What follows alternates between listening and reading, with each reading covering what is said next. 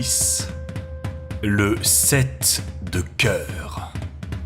Une question se pose, et elle me fut souvent posée. Comment ai-je connu Arsène Lupin ? Personne ne doute que je le connaisse. Les détails que j'accumule sur cet homme déconcertant, les faits irréfutables que j'expose, les preuves nouvelles que j'apporte, l'interprétation que je donne de certains actes dont on n'avait vu que les manifestations extérieures, sans en pénétrer les raisons secrètes ni le mécanisme invisible. Tout cela prouve bien, sinon une intimité, que l'existence même de Lupin rendrait impossible, du moins des relations amicales et des confidences suivies. Mais comment l'ai-je connu ? D'où me vient la faveur d'être son historiographe ? Pourquoi moi et pas un autre ? La réponse est facile. Le hasard seul a présidé à un choix où mon mérite n'entre pour rien. C'est le hasard qui m'a mis sur sa route, c'est par hasard que j'ai été mêlé à une de ses plus étranges et de ses plus mystérieuses aventures, par hasard enfin que je fus acteur dans un drame dont il fut le merveilleux metteur en scène, drame obscur et complexe, hérissé de telles péripéties que j'éprouve un certain embarras au moment d'en entreprendre le récit. Le premier acte se passe au cours de cette fameuse nuit du 22 au 23 juin dont on a tant parlé. Et pour ma part, disons-le tout de suite, j'attribue la conduite assez anormale que je tins en l'occasion à l'état d'esprit très spécial où je me trouvais en rentrant chez moi. Nous avions dîné entre amis au restaurant de la Cascade et toute la soirée, tandis que nous fumions et que l'orchestre de tziganes jouait des valses mélancoliques. Nous n'avions parlé que de crimes et de vols, d'intrigues effrayantes et ténébreuses. C'est toujours là une mauvaise préparation au sommeil. Les Saint-Martin s'en allèrent en automobile, Jean Dapry, ce charmant et insouciant Dapry qui devait 6 mois après se faire tuer de façon si tragique sur la frontière du Maroc. Jean Dapry et moi nous revînmes à pied par la nuit obscure et chaude. Quand nous fûmes arrivés devant le petit hôtel que j'habitais depuis 1 an à Neuilly, sur le boulevard Maillot, il me dit « Vous n'avez jamais peur ? Quelle idée ! Dame, ce pavillon est tellement isolé. Pas de voisins, des terrains vagues. Vrai, je ne suis pas poltron et cependant... Eh bien, vous êtes gai, vous. Oh, je dis cela comme je dirais autre chose.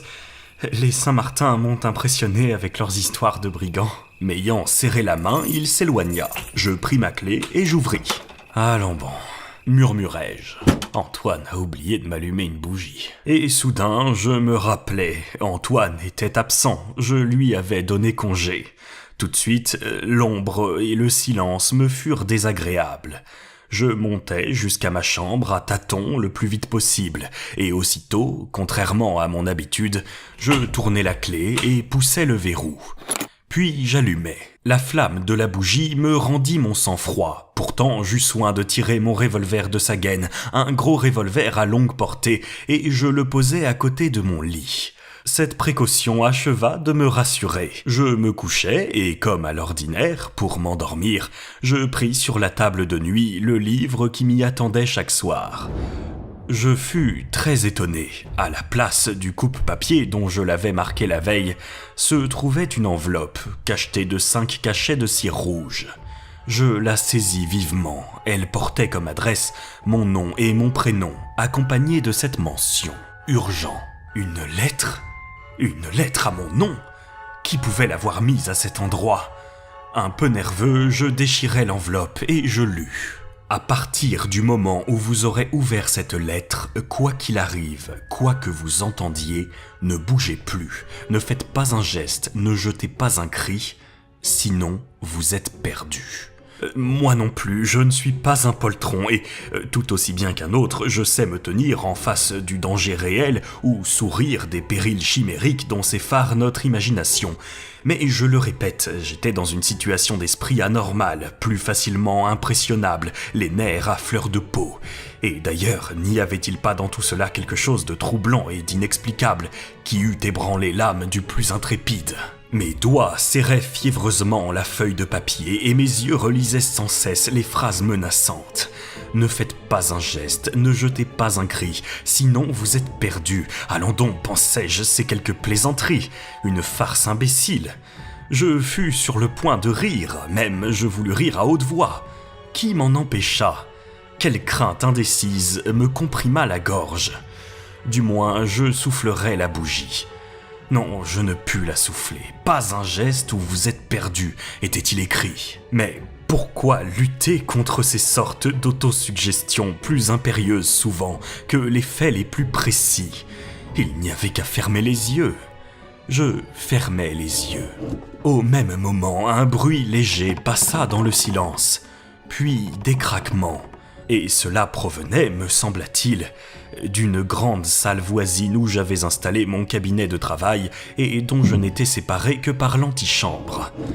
L'approche d'un danger réel me surexcita et j'eus la sensation que j'allais me lever, saisir mon revolver, me précipiter dans la salle. Je ne me levai point. En face de moi, un des rideaux de la fenêtre de gauche avait remué.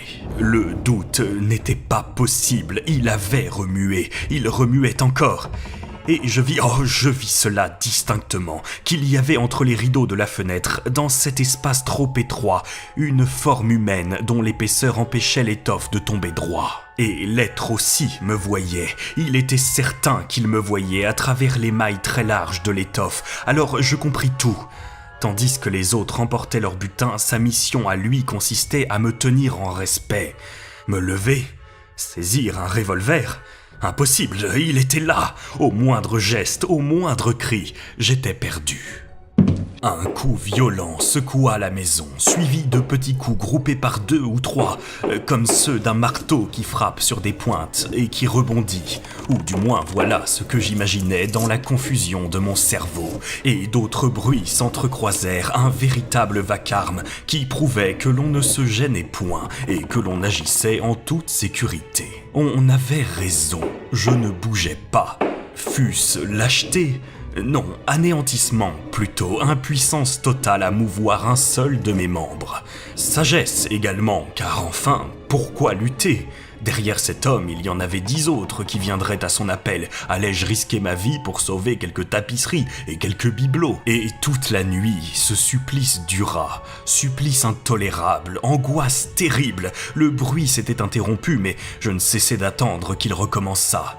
Et L'homme qui me surveillait, l'arme à la main, mon regard effrayé ne le quittait pas, et mon cœur battait, et de la sueur ruisselait sur mon front et de tout mon corps. Et tout à coup, un bien-être inexprimable m'envahit. Une voiture de laitier, dont je connaissais bien le roulement, passa sur le boulevard, et j'eus en même temps l'impression que l'aube se glissait entre les persiennes closes, et qu'un peu de jour dehors se mêlait à l'ombre. Et le jour pénétra dans la chambre, et d'autres voitures passèrent, et tous les fantômes de la nuit s'évanouirent. Alors je glissai un bras vers la table, lentement, sournoisement. En face, rien ne remua. Je marquai des yeux le pli du rideau, l'endroit précis où il fallait viser. Je fis le compte exact des mouvements que je devais exécuter, et rapidement j'empoignai mon revolver, et je tirai. Je sautai hors du lit avec un cri de délivrance et je bondis sur le rideau. L'étoffe était percée, la vitre était percée. Quant à l'homme, je n'avais pu l'atteindre. Pour cette bonne raison qu'il n'y avait personne. Personne. Ainsi, toute la nuit, j'avais été hypnotisé par un pli du rideau. Et pendant ce temps, des malfaiteurs... Rageusement, d'un élan que rien n'eût arrêté, je tournai la clé dans la serrure, j'ouvris ma porte, je traversai l'antichambre, j'ouvris une autre porte, et je me ruai dans la salle. Mais une stupeur me cloua sur le seuil, haletant, abasourdi, plus étonné encore que je ne l'avais été de l'absence de l'homme. Rien n'avait disparu. Toutes les choses que je supposais enlevées, meubles, tableaux, vieux velours et vieilles soies, toutes ces choses étaient à leur place. Spectacle incompréhensible. Je n'en croyais pas mes yeux. Pourtant, ce vacarme, ces bruits de déménagement, Je fis le tour de la pièce, j'inspectais les murs, je dressais l'inventaire de tous ces objets que je connaissais si bien. Rien ne manquait. Et ce qui me déconcertait le plus, c'est que rien non plus ne révélait le passage de malfaiteurs, aucun indice, pas une chaise dérangée, pas une trace de pas. Voyons, me disais-je en me prenant la tête à deux mains, je ne suis pourtant pas un fou, j'ai bien entendu. Pouce par pouce, avec les procédés d'investigation les plus minutieux, j'examinais la salle. Ce fut en vain. Ou plutôt, mais pouvais-je considérer cela comme une découverte ? Sous un petit tapis persan jeté sur le parquet, je ramassai une carte à jouer. C'était un set de cœurs, pareil à tous les sets de cœurs des jeux de cartes français, mais qui retint mon attention par un détail assez curieux. La pointe extrême de chacune des 7 marques rouges en forme de cœur était percée d'un trou. Le trou rond et régulier qu'eût pratiqué l'extrémité d'un poinçon. Voilà tout. Une carte et une lettre trouvées dans un livre. En dehors de cela, rien. Était-ce assez pour affirmer que je n'avais pas été le jouet d'un rêve ? Toute la journée, je poursuivis mes recherches dans le salon. C'était une grande pièce en disproportion avec l'exiguïté de l'hôtel et dont l'ornementation attestait le goût bizarre de celui qui l'avait conçu. Le parquet était fait d'une mosaïque de petites pierres multicolores formant de larges dessins symétriques. La même mosaïque recouvrait les murs disposés en panneaux, allégories pompéiennes, compositions byzantines, fresques du Moyen-Âge. Un Bacchus en fourchette un tonneau, un empereur couronné d'or à barbe fleurie tenait un glaive dans sa main droite. Tout en haut, un peu à la façon d'un atelier, se découpait l'unique et vaste fenêtre. Cette fenêtre étant toujours ouverte la nuit, il était probable que les hommes avaient passé par là à l'aide d'une échelle. Mais ici encore, aucune certitude. Les montants de l'échelle eussent dû laisser des traces sur le sol battu de la cour. Il n'y en avait point. L'herbe du terrain vague qui entourait l'hôtel aurait dû être fraîchement foulée. Elle ne l'était pas. J'avoue que je n'eus point l'idée de m'adresser à la police, tellement les faits qu'il m'eût fallu exposer étaient inconsistants et absurdes. On se fut moqué de moi. Mais le surlendemain, c'était mon jour de chronique au Gil Blas, où j'écrivais alors. Obsédé par mon aventure, je la racontai tout au long. L'article ne passa pas inaperçu, mais je vis bien qu'on ne le prenait guère au sérieux et qu'on le considérait plutôt comme une fantaisie que comme une histoire réelle. Les Saint-Martin me raillèrent. D'Apry, cependant, qui ne manquait pas d'une certaine compétence en ces matières, vint me voir, se fit expliquer l'affaire et l'étudia. Sans plus de succès d'ailleurs. Or, un des matins suivants, le timbre de la grille résonna, et Antoine vint m'avertir qu'un monsieur désirait me parler. Il n'avait pas voulu donner son nom. Je le priai de monter. C'était un homme d'une 40aine d'années, très brun, de visage énergique et dont les habits propres, mais usés, annonçaient un souci d'élégance qui contrastait avec ses façons plutôt vulgaires. Sans préambule, il me dit, d'une voix éraillée avec des accents qui me confirmèrent la situation sociale de l'individu. « Monsieur en voyage, dans un café le Gil Blas m'est tombé sous les yeux. J'ai lu votre article. Il m'a intéressé beaucoup. Je vous remercie. Et je suis revenu. Ah, oui, pour vous parler. Tous les faits que vous avez racontés sont-ils exacts ? Absolument exacts. Il n'en est pas un seul qui soit de votre invention. Pas un seul. En ce cas, j'aurais peut-être des renseignements à vous fournir. Je vous écoute. Non. Comment non ? Avant de parler, il faut que je vérifie s'ils sont justes. Et pour les vérifier, il faut que je reste seul dans cette pièce. Je le regardais avec surprise. Je ne vois pas très bien. C'est une idée que j'ai eue en lisant votre article. Certains détails établissent une coïncidence vraiment extraordinaire avec une autre aventure que le hasard m'a révélée. Si je me suis trompé, il est préférable que je garde le silence. Et l'unique moyen de le savoir, c'est que je reste seul. Qu'y avait-il sous cette proposition ? Plus tard, je me suis rappelé qu'en la formulant, l'homme avait un air inquiet, une expression de physionomie anxieuse. Mais sur le moment, bien qu'un peu étonné, je ne trouvais rien de particulièrement anormal à sa demande. Et puis une telle curiosité me stimulait. Je répondis. Soit. Combien vous faut-il de temps ? 3 minutes, pas davantage. D'ici 3 minutes, je vous rejoindrai. Je sortis de la pièce. En bas, je tirai ma montre. 1 minute s'écoula, 2 minutes. Pourquoi donc me sentais-je oppressé ? Pourquoi ces instants me paraissaient-ils plus solennels que d'autres ? 2 minutes et demie, 2 minutes 3/4... Et soudain un coup de feu retentit. En quelques enjambées, j'escaladai les marches et j'entrai. Un cri d'horreur m'échappa. Au milieu de la salle, l'homme gisait, immobile, couché sur le côté gauche. Du sang coulait de son crâne mêlé à des débris de cervelle. Près de son poing, un revolver, tout fumant. Une convulsion l'agita. Et ce fut tout.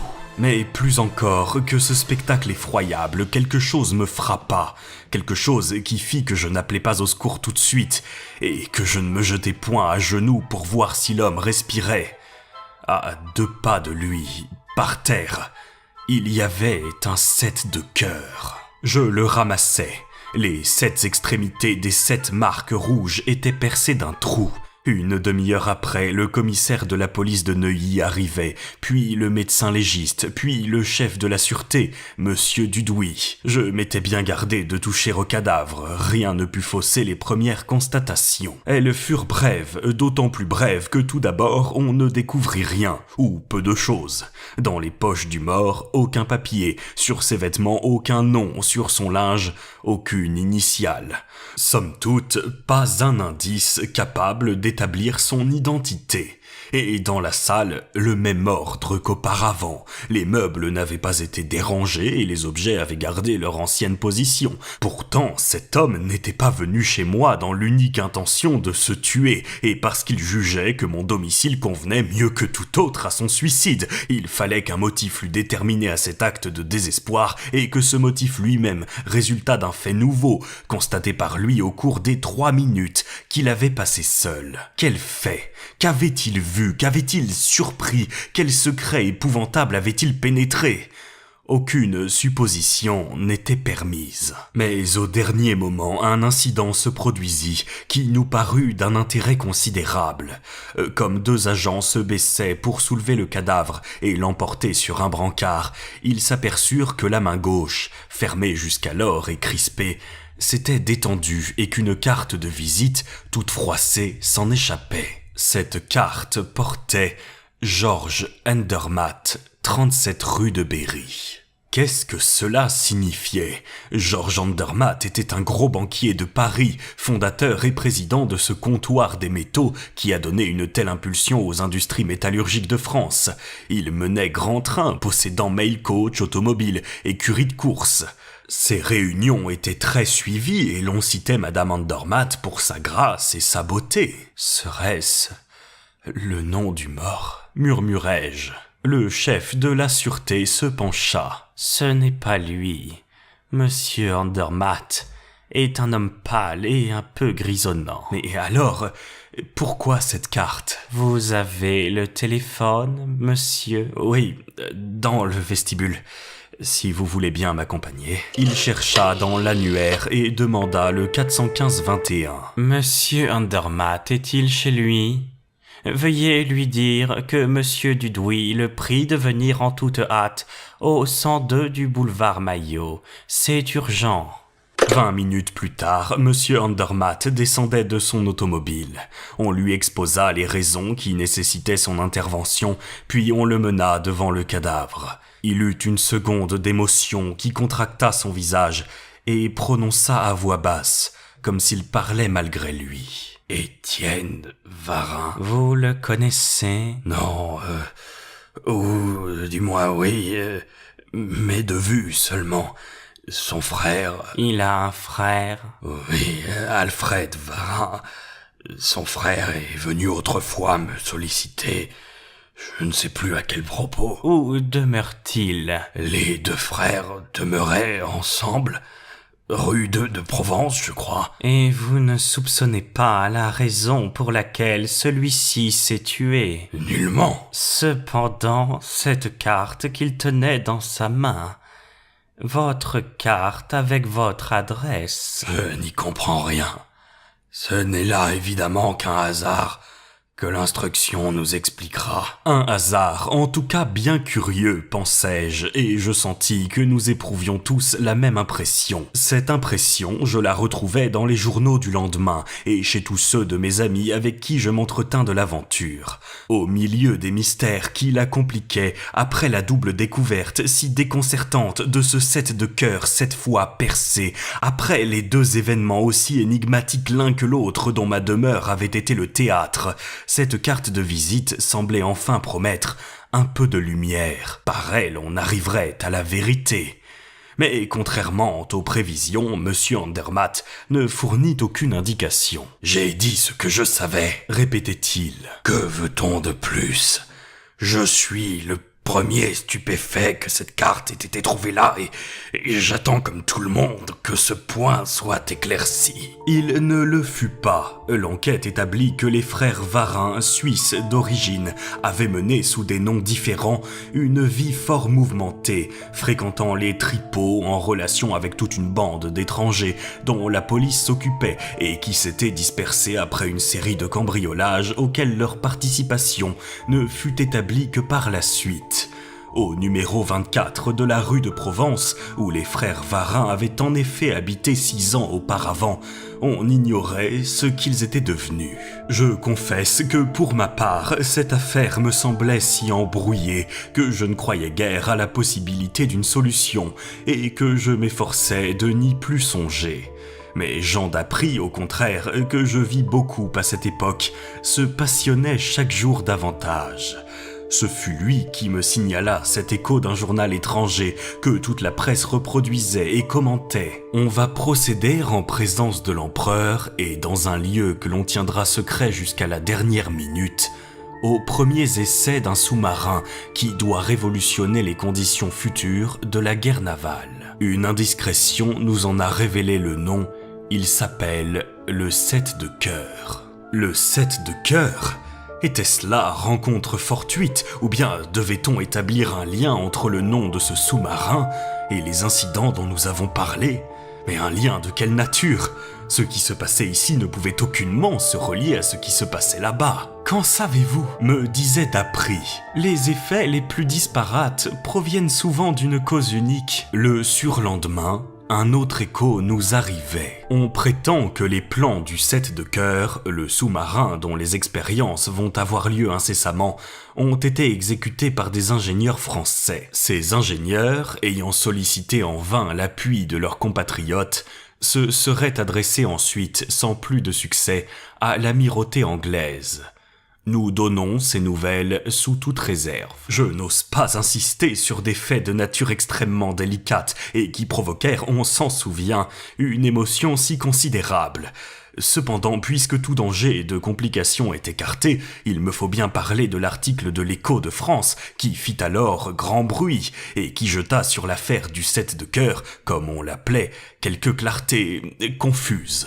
Le voici, tel qu'il parut, sous la signature de Salvator. L'affaire du 7 de cœur, un coin du voile soulevé. Nous serons brefs. Il y a 10 ans, un jeune ingénieur des mines, Louis Lacombe, désireux de consacrer son temps et sa fortune aux études qu'il poursuivait, donna sa démission et loua au numéro 102, boulevard Maillot, un petit hôtel qu'un comte italien avait fait récemment construire et décorer. Par l'intermédiaire de 2 individus, les frères Varin de Lausanne, dont l'un l'assistait dans ses expériences comme préparateur et dont l'autre lui cherchait des commanditaires, il entra en relation avec M. Georges Andermatt, qui venait de fonder le comptoir des métaux. Après plusieurs entrevues, il parvint à l'intéresser à un projet de sous-marin auquel il travaillait, et il fut entendu que dès la mise au point définitive de l'invention, M. Andermatt userait de son influence pour obtenir du ministère de la Marine une série d'essais. Durant 2 années, Louis Lacombe fréquenta assidûment l'hôtel Andermatt et soumit au banquier les perfectionnements qu'il apportait à son projet, jusqu'au jour où, satisfait lui-même de son travail, ayant trouvé la formule définitive qu'il cherchait, il pria M. Andermatt de se mettre en campagne. Ce jour-là, Louis Lacombe dîna chez les Andermatt. Il s'en alla le soir vers 11h30. Depuis, on ne l'a plus revu. En relisant les journaux de l'époque, on verrait que la famille du jeune homme saisit la justice et que le parquet s'inquiéta. Mais on n'aboutit à aucune certitude et généralement, il fut admis que Louis Lacombe, qui passait pour un garçon original et fantasque, était parti en voyage sans prévenir personne. Acceptons cette hypothèse. Invraisemblable. Mais une question se pose. Capitale pour notre pays. Que sont devenus les plans du sous-marin ? Louis Lacombe les a-t-il emportés? Sont-ils détruits? De l'enquête très sérieuse à laquelle nous nous sommes livrés, il résulte que ces plans existent. Les frères Varin les ont eus entre les mains. Comment? Nous n'avons encore pu l'établir, de même que nous ne savons pas pourquoi ils n'ont pas essayé plus tôt de les vendre. Craignait-il qu'on ne leur demandât comment ils les avaient en leur possession? En tout cas, cette crainte n'a pas persisté, et nous pouvons en toute certitude affirmer ceci. Les plans de Louis Lacombe sont la propriété d'une puissance étrangère, et nous sommes en mesure de publier la correspondance échangée à ce propos entre les frères Varin et le représentant de cette puissance. Actuellement, le 7 de cœur imaginé par Louis Lacombe est réalisé par nos voisins. La réalité répondra-t-elle aux prévisions optimistes de ceux qui ont été mêlés à cette trahison ? Nous avons, pour espérer le contraire, des raisons que l'événement, nous voudrions le croire, ne trompera point. Et un post-scriptum ajoutait « Dernière heure, nous espérions à juste titre. Nos informations particulières nous permettent d'annoncer que les essais du 7 de cœur n'ont pas été satisfaisants. Il est assez probable qu'au plan livré par les frères Varin, il manquait le dernier document apporté par Louis Lacombe à M. Andermatt le soir de sa disparition, document indispensable à la compréhension totale du projet, sorte de résumé où l'on retrouve les conclusions définitives, les évaluations et les mesures contenues dans les autres papiers. Sans ce document, les plans sont imparfaits, de même que, sans les plans, le document est inutile. Donc, il est encore temps d'agir et de reprendre ce qui nous appartient. Pour cette besogne fort difficile, nous comptons beaucoup sur l'assistance de M. Andermatt. Il aura à cœur d'expliquer la conduite inexplicable qu'il a tenue depuis le début. Il dira non seulement pourquoi il n'a pas raconté ce qu'il savait au moment du suicide d'Étienne Varin, mais aussi pourquoi il n'a jamais révélé la disparition des papiers dont il avait connaissance. Il dira pourquoi, depuis 6 ans, il fait surveiller les frères Varin par des agents à sa solde. Nous attendons de lui, non point des paroles, mais des actes. Sinon, la menace était brutale. Mais en quoi consistait-elle? Quel moyen d'intimidation Salvatore, l'auteur anonyme de l'article, possédait-il sur Andermatt? Une nuée de reporters assaillit le banquier et 10 interviews exprimèrent le dédain avec lequel il répondit à cette mise en demeure. Sur quoi, le correspondant de l'Écho de France riposta par ces 3 lignes. Que M. Andermatt le veuille ou non, il est, dès à présent, notre collaborateur dans l'œuvre que nous entreprenons. Le jour où parut cette réplique, Dapry et moi nous dînâmes ensemble. Le soir, les journaux étalés sur ma table, nous discutions l'affaire et l'examinions sous toutes ses faces, avec cette irritation que l'on éprouvait à marcher indéfiniment dans l'ombre et à toujours se heurter aux mêmes obstacles. Et soudain, sans que mon domestique m'eût averti, sans que le timbre eût résonné, la porte s'ouvrit. Et une dame entra, couverte d'un voile épais. Je me levai aussitôt et m'avançai.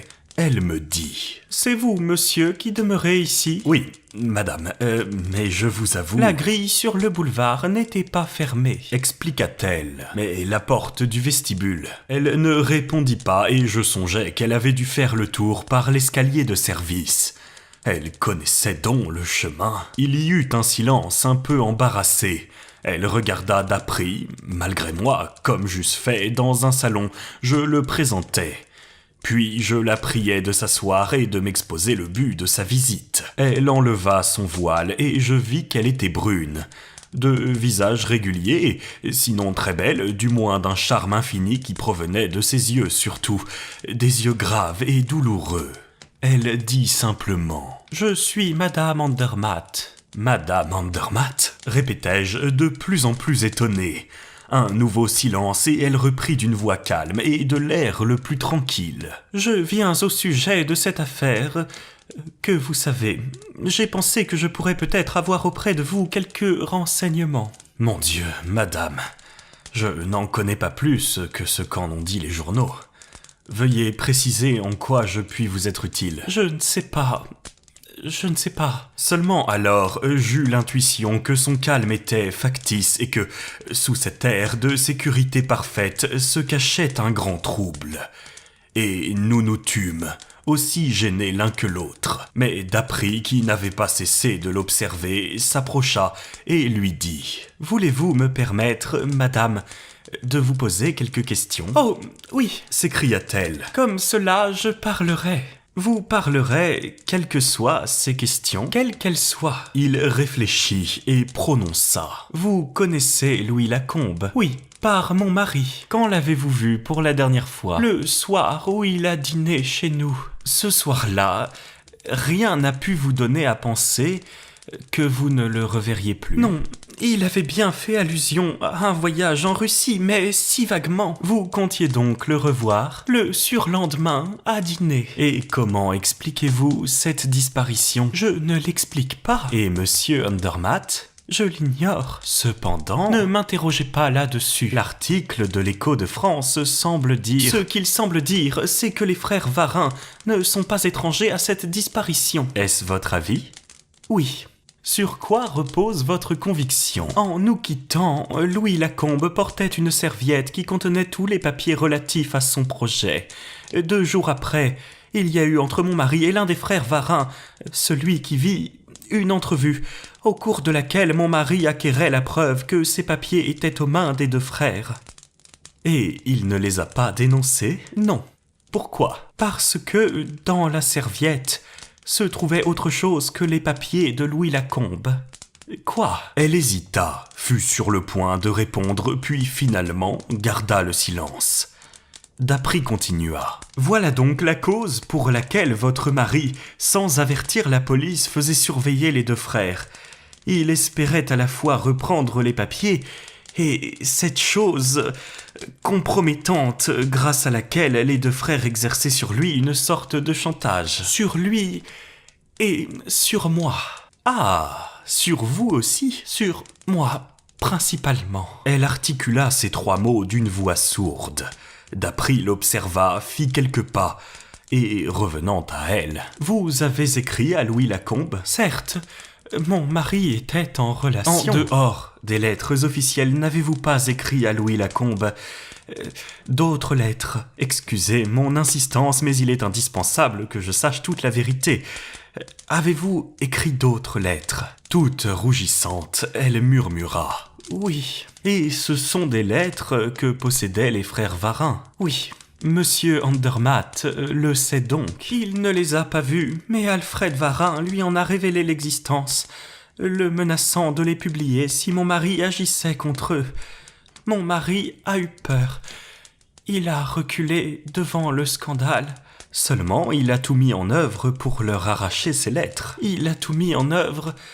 Du moins, je le suppose, car à partir de cette dernière entrevue avec Alfred Varin, et après les quelques mots très violents par lesquels il m'en rendit compte, il n'y a plus eu entre mon mari et moi aucune intimité, aucune confiance. Nous vivions comme 2 étrangers. En ce cas, si vous n'avez rien à perdre, que craignez-vous? Si indifférente que je lui sois devenue, je suis celle qu'il a aimée. Celle qu'il aurait encore pu aimer, oh cela j'en suis certaine, murmura-t-elle d'une voix ardente. Il m'aurait encore aimé s'il ne s'était pas emparé de ces maudites lettres. Comment?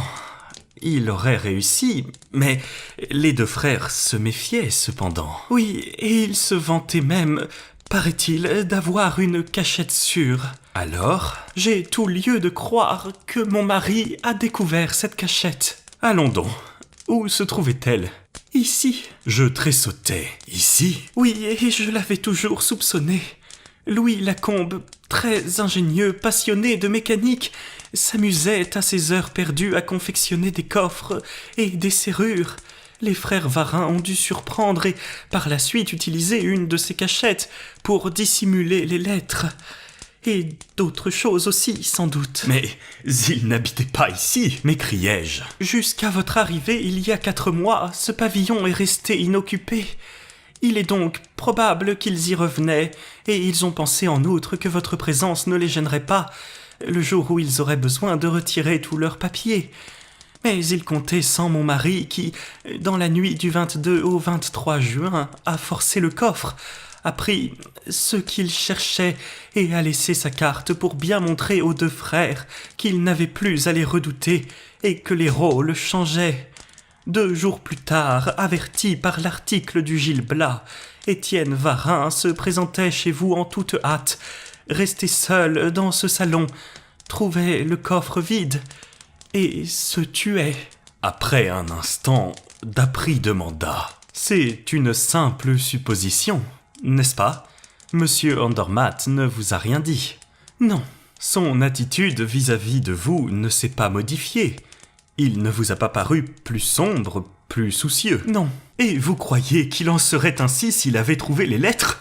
Pour moi, il ne les a pas. Pour moi, ce n'est pas lui qui est entré ici. Mais qui alors ? Le personnage mystérieux qui conduit cette affaire, qui en tient tous les fils et qui la dirige vers un but que nous ne faisons qu'entrevoir à travers tant de complications.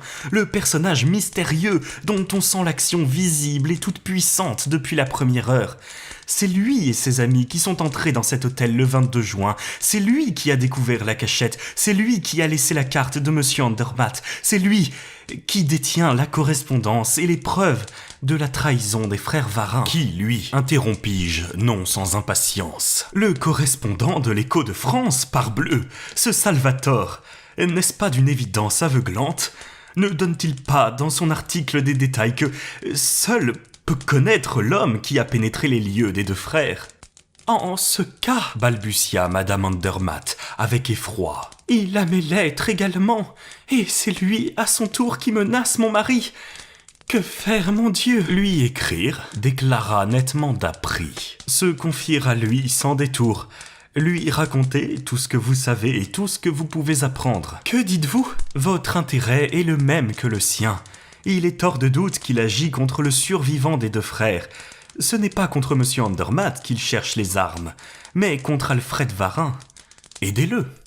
Comment ? Votre mari a-t-il ce document qui complète et qui permet d'utiliser les plans de Louis Lacombe ? Oui, prévenez-en, Salvatore.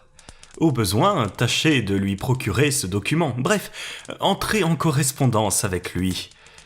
Que risquez-vous ? Le conseil était hardi, dangereux même à première vue, mais Madame Andermatt n'avait guère le choix, aussi bien, comme disait Dappry, que risquait-elle ? Si l'inconnu était un ennemi, cette démarche n'aggravait pas la situation. Si c'était un étranger qui poursuivait un but particulier, il devait n'attacher à ses lettres qu'une importance secondaire. Quoi qu'il en soit, il y avait là une idée, et Madame Andermatt, dans son désarroi, fut trop heureuse de s'y rallier. Elle nous remercia avec effusion, et promit de nous tenir au courant. Le surlendemain, en effet, elle nous envoyait ce mot qu'elle avait reçu en réponse. Les lettres ne s'y trouvaient pas, mais je les aurai, soyez tranquille. Je veille à tout. S. Je pris le papier, c'était l'écriture du billet que l'on avait introduit dans mon livre de chevet le soir du 22 juin. Dappry avait donc raison, Salvatore était bien le grand organisateur de cette affaire. En vérité, nous commencions à discerner quelques lueurs parmi les ténèbres qui nous environnaient, et certains points s'éclairaient d'une lumière inattendue. Mais que d'autres restaient obscurs, comme la découverte des 2 sets de cœur. Pour ma part, j'en revenais toujours là, plus intrigué peut-être qu'il n'eût fallu par ces 2 cartes, dont les 7 petites figures transpercées avaient frappé mes yeux en de si troublantes circonstances. Quel rôle jouaient-elles dans ce drame ? Quelle importance devait-on leur attribuer ? Quelle conclusion devait-on tirer de ce fait que le sous-marin, construit sur les plans de Louis Lacombe, portait le nom de 7 de cœur ? Dappry, lui, s'occupait peu des 2 cartes, tout entier à l'étude d'un autre problème dont la solution lui semblait plus urgente. Il cherchait inlassablement la fameuse cachette. « Et qui sait, disait-il, si je n'y trouverais point les lettres que Salvatore n'y a point trouvées ? Par inadvertance, peut-être. Il est si peu croyable que les frères Varin aient enlevé d'un endroit qu'ils supposaient inaccessible l'arme dont ils savaient la valeur inappréciable. Et il cherchait, la grande salle n'ayant bientôt plus de secret pour lui. Il étendait ses investigations à toutes les autres pièces du pavillon. Il scruta l'intérieur et l'extérieur. Il examina les pierres et les briques des murailles. Il souleva les ardoises du toit. Un jour, il arriva avec une pioche et une pelle, me donna la pelle, garda la pioche et, désignant le terrain vague, « Allons-y !» Je le suivis sans enthousiasme. Il divisa le terrain en plusieurs sections qu'il inspecta successivement. Mais dans un coin, à l'angle que formaient les murs des deux propriétés voisines, un amoncellement de moellons et de cailloux recouverts de ronces et d'herbes attira son attention. Il l'attaqua. Je dus l'aider. Durant 1 heure en plein soleil, nous peinâmes inutilement. Mais lorsque, sous les pierres écartées, nous parvînmes au sol lui-même et que nous l'eûmes éventré, la pioche de Dapri mit à nu des ossements, un reste de squelette autour duquel s'effiloquaient encore des bribes de vêtements. Et soudain, je me sentis pâlir. J'apercevais fichée en terre une petite plaque de fer découpée en forme de rectangle et où il me semblait distinguer des taches rouges. Je me baissai. C'était bien cela, la plaque avait les dimensions d'une carte à jouer et les taches rouges, d'un rouge de minium rongé par places, étaient au nombre de 7, disposées comme les 7 points d'un 7 de cœur et percées d'un trou à chacune des 7 extrémités. Écoutez, Dapri, j'en ai assez de toutes ces histoires. Tant mieux pour vous si elles vous intéressent. Moi, je vous fausse compagnie. Était-ce l'émotion? Était-ce la fatigue d'un travail exécuté sous un soleil trop rude? Toujours est-il que je chancelais en m'en allant et que je dus me mettre au lit où je restais 48 heures, fiévreux et brûlant, obsédé par des squelettes qui dansaient autour de moi et se jetaient à la tête leur cœur sanguinolent. Dapri me fut fidèle. Chaque jour, il m'accorda 3 ou 4 heures qu'il passa, il est vrai, dans la grande salle, à fureter, cogner et tapoter. « Les lettres sont là, dans cette pièce », venait-il me dire de temps à autre. « Elles sont là, j'en mettrai ma main au feu. »« Laissez-moi la paix », répondais-je horripilé. Le matin du 3e jour, je me levai, assez faible encore, mais guéri. Un déjeuner substantiel me réconforta. Mais un petit bleu que je reçus vers 5 heures contribua plus que tout à mon complet rétablissement, tellement ma curiosité fut, de nouveau et malgré tout, piquée au vif. Le pneumatique contenait ces mots. « Monsieur, le drame dont le premier acte s'est passé dans la nuit du 22 au 23 juin touche à son dénouement. La force même des choses exigeant que je mette en présence l'un de l'autre les 2 principaux personnages de ce drame et que cette confrontation ait lieu chez vous, je vous serais infiniment reconnaissant de me prêter votre domicile pour la soirée d'aujourd'hui. Il serait bon que de 9h à 11h, votre domestique fût éloigné et préférable que vous-même eussiez l'extrême obligeance de bien vouloir laisser le champ libre aux adversaires. Vous avez pu vous rendre compte, dans la nuit du 22 au 23 juin, que je poussais jusqu'au scrupule le respect de tout ce qui vous appartient. De mon côté, je croirais vous faire injure si je doutais un seul instant de votre absolue discrétion à l'égard de celui qui signe. Votre dévoué, Salvatore. Il y avait dans cette missive un ton d'ironie courtoise et dans la demande qu'elle exprimait une si jolie fantaisie que je me délectais. C'était d'une désinvolture charmante et mon correspondant semblait tellement sûr de mon acquiescement. Pour rien au monde je n'eusse voulu le décevoir ou répondre à sa confiance par l'ingratitude. À 8 heures, mon domestique, à qui j'avais offert une place de théâtre, venait de sortir, quand Dapri arriva. Je lui montrai le petit bleu. « Eh bien, me dit-il, eh bien, je laisse la grille du jardin ouverte, afin que l'on puisse entrer. Et vous vous en allez? Jamais de la vie. Mais puisqu'on vous demande, on me demande la discrétion. Je serai discret. Mais je tiens furieusement à voir ce qui va se passer. » Dapri se mit à rire. « Ma foi, vous avez raison. Et je reste aussi. J'ai l'idée qu'on ne s'ennuiera pas. » Un coup de timbre l'interrompit. « Déjà ?» murmura-t-il. « Et 20 minutes en avance ? Impossible. Du vestibule, je tirai le cordon qui ouvrait la grille. Une silhouette de femme traversa le jardin. Madame Andermatt. Elle paraissait bouleversée, et c'est en suffoquant qu'elle balbutia. « Mon mari, il vient. Il a rendez-vous. On doit lui donner les lettres. » « Comment le savez-vous ?» lui dis-je. « Un hasard. Un mot que mon mari a reçu pendant le dîner. Un petit bleu. Un message téléphonique. Le domestique me l'a remis par erreur. Mon mari l'a pris aussitôt, mais il était trop tard. J'avais lu. » Vous aviez lu... Ceci, à peu près. À 9h ce soir, soyez au boulevard Maillot avec les documents qui concernent l'affaire. En échange, les lettres. Après le dîner, je suis remonté chez moi et je suis sorti. À l'insu de Monsieur Andermatt. Oui. Dapri me regarda. Qu'en pensez-vous ? Je pense ce que vous pensez. Que Monsieur Andermatt est un des adversaires convoqués. Par qui ? Et dans quel but ? C'est précisément ce que nous allons voir. Je les conduisis dans la grande salle. Nous pouvions à la rigueur tenir tous les trois sous le manteau de la cheminée et nous dissimuler derrière la tenture de velours. Nous nous installâmes, Madame Andermatt s'assit entre nous deux. Par les fentes du rideau, la pièce entière nous apparaissait. 9h sonnèrent. Quelques minutes plus tard, la grille du jardin grinça sur ses gonds. J'avoue que je n'étais pas sans éprouver une certaine angoisse et qu'une fièvre nouvelle me surexcitait. J'étais sur le point de connaître le mot de l'énigme, l'aventure déconcertante dont les péripéties se déroulaient devant moi depuis des semaines allait enfin prendre son véritable sens, et c'est sous mes yeux que la bataille allait se livrer. Dapri saisit la main de Madame Andermatt et murmura « Surtout pas un mouvement, quoi que vous entendiez ou voyiez.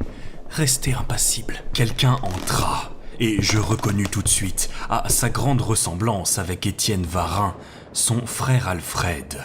Même démarche lourde, même visage terreux envahi par la barbe. Il entra de l'air inquiet d'un homme qui a l'habitude de craindre des embûches autour de lui, qui les flaire et les évite. D'un coup d'œil, il embrassa la pièce, et j'eus l'impression que cette cheminée masquée par une portière de velours lui était désagréable. Il fit 3 pas de notre côté, mais une idée plus impérieuse sans doute le détourna car il obliqua vers le mur, s'arrêta devant le vieux roi en mosaïque, à la barbe fleurie, au glaive flamboyant, et l'examina longuement, montant sur une chaise, suivant du doigt le contour des épaules et de la figure, et palpant certaines parties de l'image. Mais brusquement, il sauta de sa chaise et s'éloigna du mur. Un bruit de pas retentissait. Sur le seuil apparut Monsieur Andermatt. Le banquier jeta un cri de surprise. Vous, c'est vous qui m'avez appelé, moi ? Mais pas du tout, protesta Varin d'une voix cassée qui me rappela celle de son frère. C'est votre lettre qui m'a fait venir. Ma lettre ? Une lettre signée de vous, où vous m'offrez... Je ne vous ai pas écrit. Vous ne m'avez pas écrit. Instinctivement, Varin se mit en garde. Non point contre le banquier, mais contre l'ennemi inconnu qui l'avait attiré dans ce piège. Une seconde fois, ses yeux se tournèrent de tous côtés, et rapidement, il se dirigea vers la porte. Monsieur Andermatt lui barra le passage. « Que faites-vous donc, Varin ?» « Il y a là-dessous des machinations qui ne me plaisent pas. Je m'en vais. Bonsoir. » « Un instant. » « Voyons, Monsieur Andermatt, n'insistez pas. Nous n'avons rien à nous dire. » « Nous avons beaucoup à nous dire et l'occasion est trop bonne. » « Laissez-moi passer. » « Non, vous ne passerez pas. » Varin recula, intimidé par l'attitude résolue du banquier, et il mâchonna. « Alors vite, causons, et que ce soit fini. » Une chose m'étonnait, et je ne doutais pas que mes 2 compagnons n'éprouvassent la même déception. Comment se pouvait-il que Salvatore ne fût pas là ? N'entrait-il pas dans ses projets d'intervenir ? Et la seule confrontation du banquier et de Varin lui semblait-elle suffisante ? J'étais singulièrement troublé. Du fait de son absence, ce duel, combiné par lui, voulu par lui, prenait l'allure tragique des événements que suscite et commande l'ordre rigoureux du destin, et la force qui heurtait l'un à l'autre ces 2 hommes impressionnait d'autant plus qu'elle résidait en dehors d'eux. Après un moment, Monsieur Andermatt s'approcha de Varin et, bien en face, les yeux dans les yeux, « Maintenant que des années se sont écoulées et que vous n'avez plus rien à redouter, répondez-moi franchement, Varin. Qu'avez-vous fait de Louis Lacombe ? En voilà une question, comme si je pouvais savoir ce qu'il est devenu. Vous le savez. Votre frère et vous étiez attachés à ses pas. Vous viviez presque chez lui, dans la maison même où nous sommes. Vous étiez au courant de tous ses travaux, de tous ses projets. Et le dernier soir, Varin, quand j'ai reconduit Louis Lacombe jusqu'à ma porte, j'ai vu 2 silhouettes qui se dérobaient dans l'ombre. Cela, je suis prêt à le jurer. Et après, quand vous l'aurez juré, c'était votre frère et vous, Varin. Prouvez-le. Mais la meilleure preuve, c'est que 2 jours plus tard, vous me montriez vous-même les papiers et les plans que vous aviez recueillis dans la serviette de Lacombe et que vous me proposiez de me les vendre. Comment ces papiers étaient-ils en votre possession ? Je vous l'ai dit, monsieur Andermatt. Nous les avons trouvés sur la table même de Louis Lacombe le lendemain matin après sa disparition. Ce n'est pas vrai. Prouvez-le. La justice aurait pu le prouver. Pourquoi ne vous êtes-vous pas adressé à la justice ? Pourquoi ? Pourquoi ? Il se tut, le visage sombre, et l'autre reprit. « Voyez-vous, monsieur Andermatt, si vous aviez eu la moindre certitude, ce n'est pas la petite menace que nous vous avons faite qui eût empêché... » Quelle menace ? Ces lettres ? Est-ce que vous vous imaginez que j'ai jamais cru un instant ? Si vous n'avez pas cru à ces lettres, pourquoi m'avez-vous offert des 1000 et des 100 pour les ravoir ? Et pourquoi depuis, nous avez-vous fait traquer comme des bêtes, mon frère et moi ? Pour reprendre des plans auxquels je tenais. Allons donc, c'était pour les lettres. Une fois en possession des lettres, vous nous dénonciez. Plus souvent que je m'en serais dessaisi. Il eut un éclat de rire qui l'interrompit tout d'un coup. Mais en voilà assez. Nous aurons beau répéter les mêmes paroles, nous n'en serons pas plus avancés. Par conséquent, nous en resterons là. Nous n'en resterons pas là, dit le banquier. Et puisque vous avez parlé des lettres, vous ne sortirez pas d'ici avant de me les avoir rendues. Je sortirai. Non.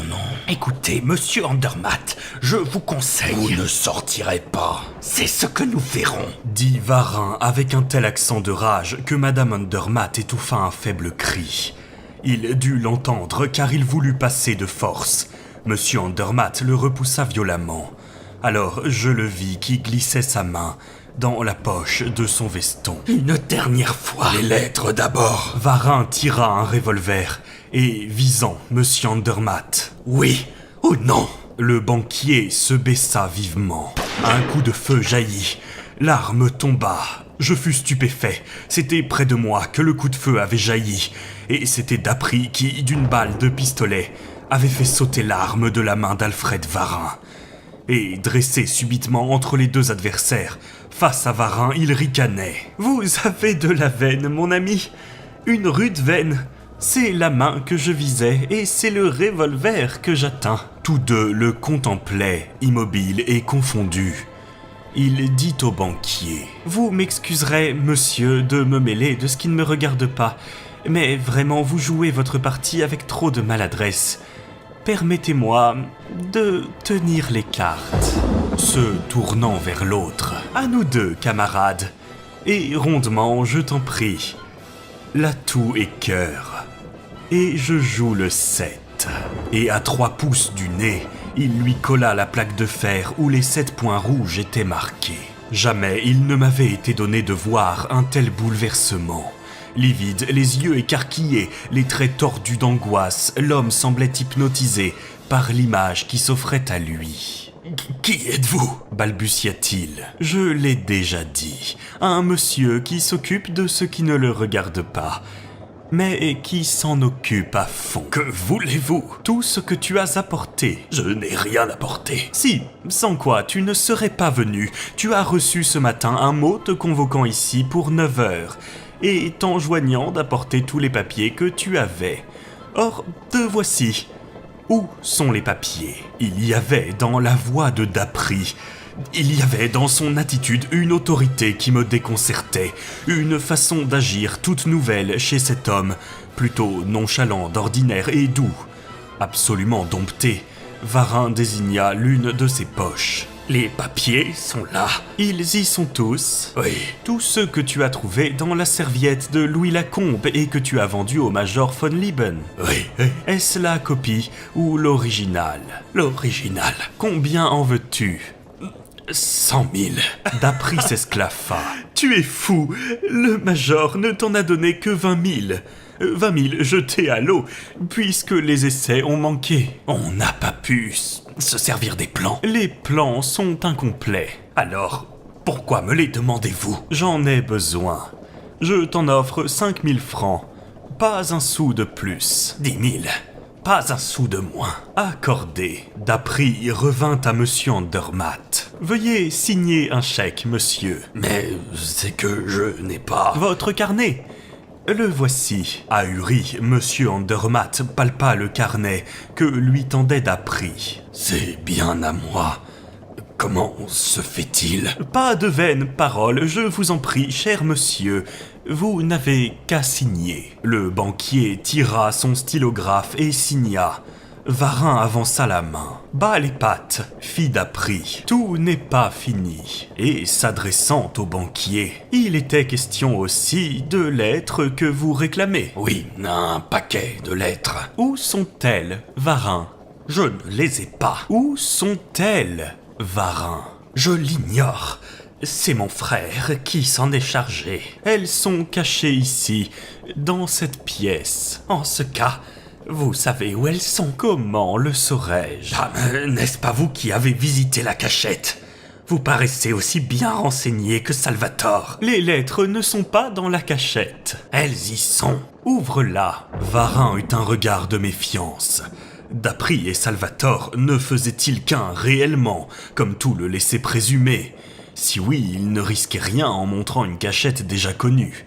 Sinon, c'était inutile. « Ouvre-la !» répéta d'Apri. « Je n'ai pas de 7 de cœur. »« Si, celui-là, » dit d'Apri en tendant la plaque de fer. Varin recula, terrifié. « Non, non, je ne veux pas. » Qu'à cela ne tienne, d'Apri se dirigea vers le vieux monarque à la barbe fleurie, monta sur une chaise et appliqua le 7 de cœur au bas du glaive, contre la garde, et de façon que les bords de la plaque recouvrissent exactement les 2 bords de l'épée.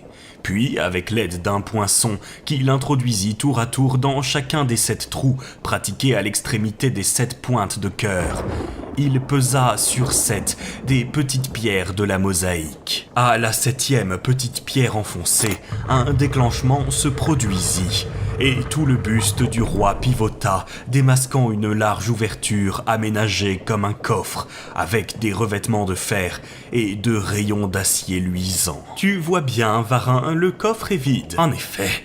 Alors, c'est que mon frère aura retiré les lettres. D'Apri revint vers l'homme et lui dit « Ne joue pas au plus fin avec moi. Il y a une autre cachette. Où est-elle? Il n'y en a pas. Est-ce de l'argent que tu veux?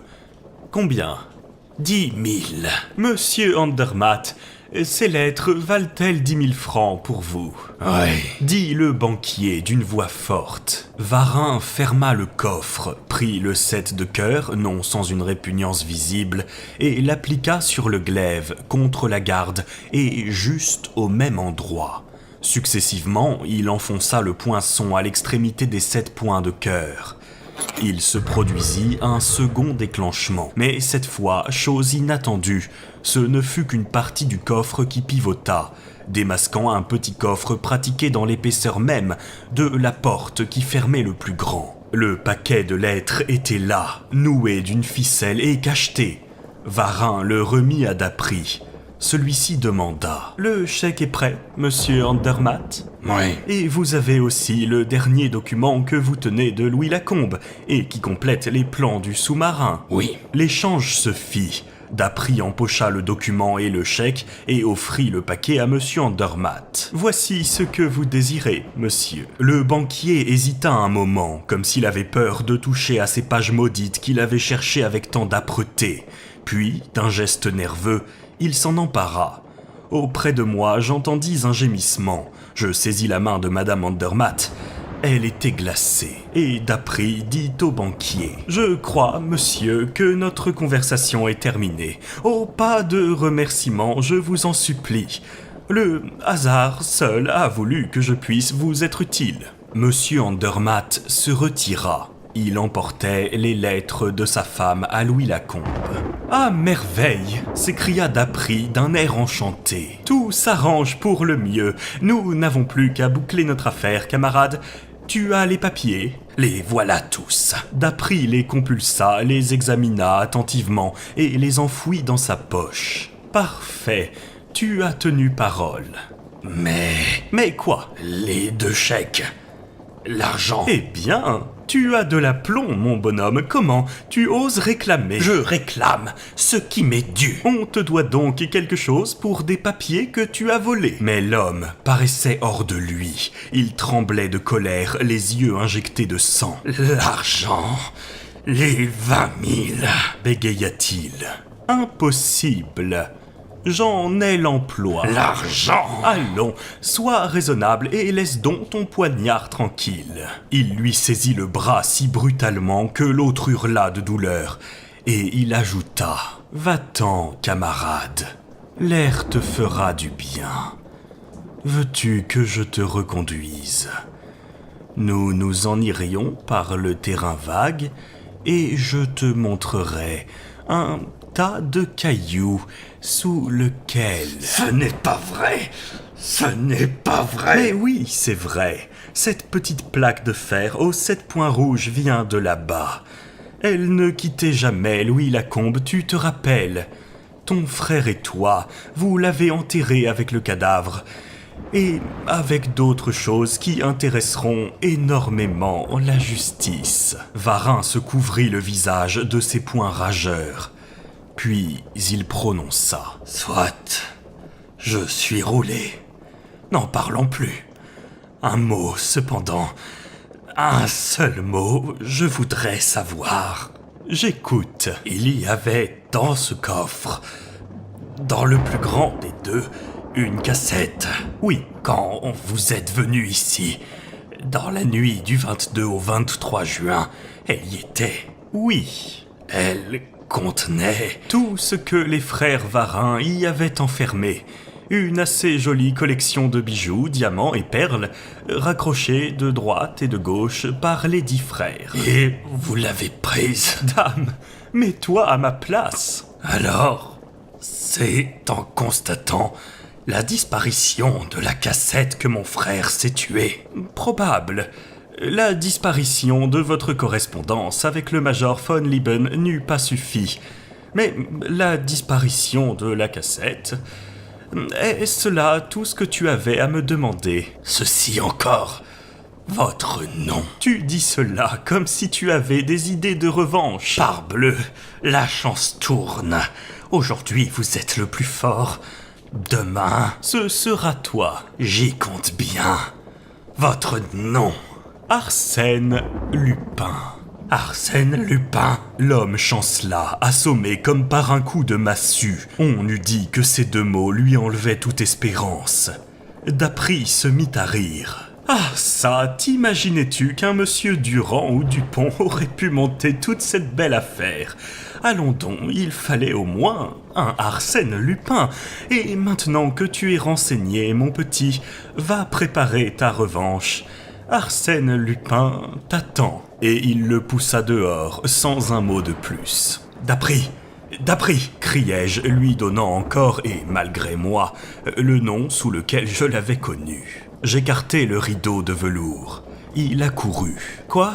Qu'y a-t-il ? Madame Andermatt est souffrante. » Il s'empressa, lui fit respirer des sels, et tout en la soignant, m'interrogeait. « Eh bien, que s'est-il donc passé ? Les lettres, lui dis-je. Les lettres de Louis Lacombe que vous avez données à son mari. » Il se frappa le front. Elle a cru que j'avais fait cela.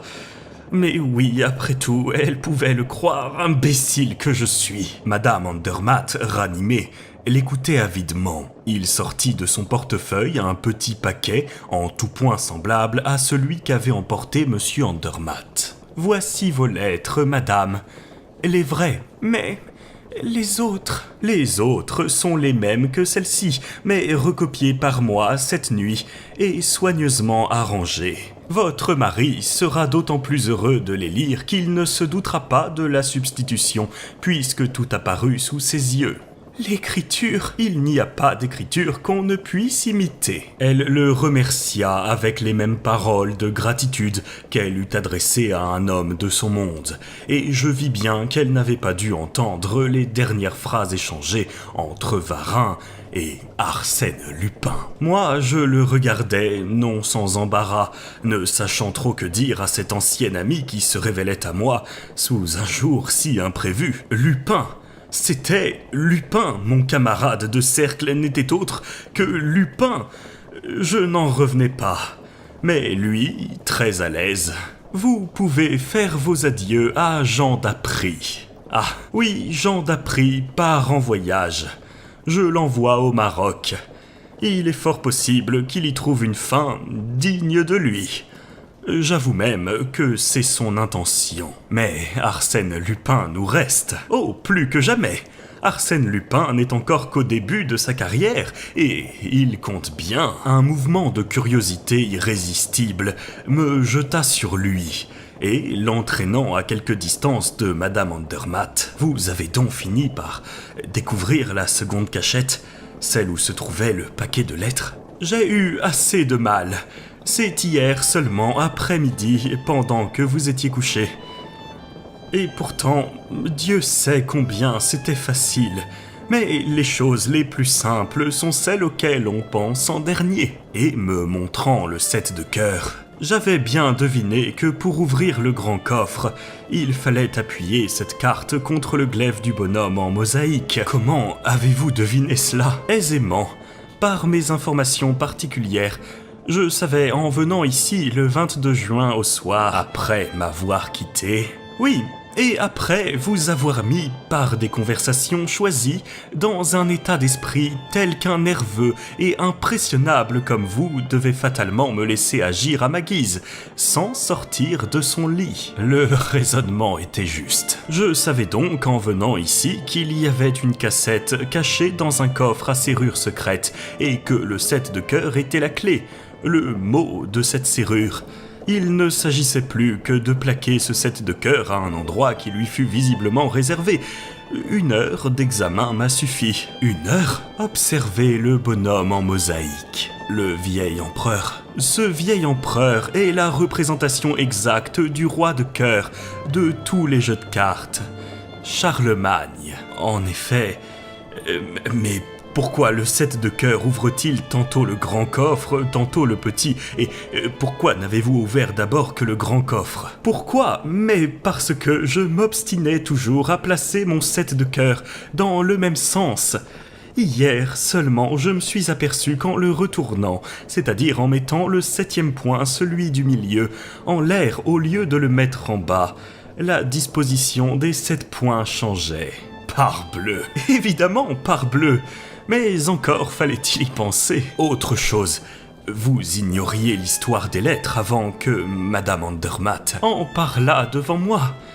Oui, je n'avais découvert dans le coffre, outre la cassette, que la correspondance des 2 frères, correspondance qui m'a mis sur la voie de leur trahison. Somme toute, c'est par hasard que vous avez été amené d'abord à reconstituer l'histoire des 2 frères, puis à rechercher les plans et les documents du sous-marin. Par hasard. Mais dans quel but avez-vous recherché? D'Apry m'interrompit en riant. Mon Dieu, comme cette affaire vous intéresse, elle me passionne. Eh bien, tout à l'heure, quand j'aurai reconduit Madame Andermatt et fait porter à l'Écho de France le mot que je vais écrire, je reviendrai et nous entrerons dans le détail. Il s'assit et écrivit une de ces petites notes lapidaires où se divertit la fantaisie du personnage. Qui ne se rappelle le bruit que fit celle-ci dans le monde entier? Arsène Lupin a résolu le problème que Salvatore a posé dernièrement. Maître de tous les documents et plans originaux de l'ingénieur Louis Lacombe, il les a fait parvenir entre les mains du ministre de la Marine.